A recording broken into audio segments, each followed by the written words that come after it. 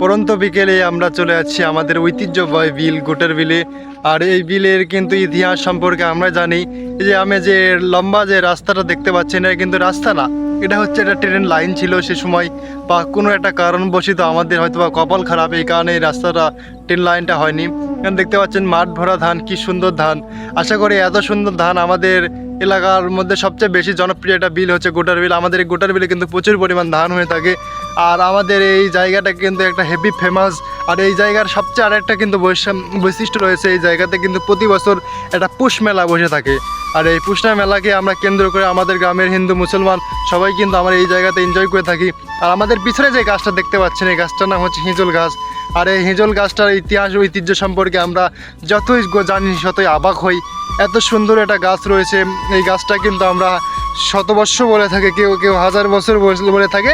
মানে ইতিহাস সম্পর্কে অতটা তো আমাদের ধারণা নেই।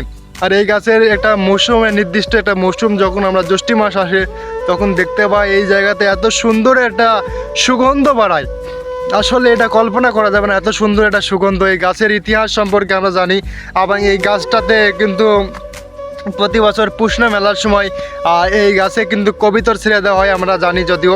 কারণ এই জায়গাতে আমি বহুদিন ছিলাম, এই জায়গাতে বসে টসে থাকতাম, প্রতিদিন বিকেলে আসি। এবং এই গাছ কিন্তু হেবি একটা সুন্দর গাছ। আর এই গাছে কিন্তু সকলে আমরা পর্যন্ত বিকেলে চলে আসবেন, বিশেষ করে নামকান এবং মোরগ্রামে যারা বাড়ি সবাই কিন্তু এই জায়গাটা সবচেয়ে ভালো করে চিনে থাকে। এবং বিকেলবেলা আলে আমরা এত পরিমাণ মনে হয় এটা আমরা কোনো পার্কে বসে রয়েছি, এত সুন্দর মিড়িমিড়ি একটা বাতাস। এবং এই জায়গাটা কিন্তু দেখলে বুঝতে পারেন কেউ নাই, ছোটো একটা জায়গা, চিকন জায়গা, এই জায়গাতে প্রচুর পরিমাণ বাতাস লেগে থাকে।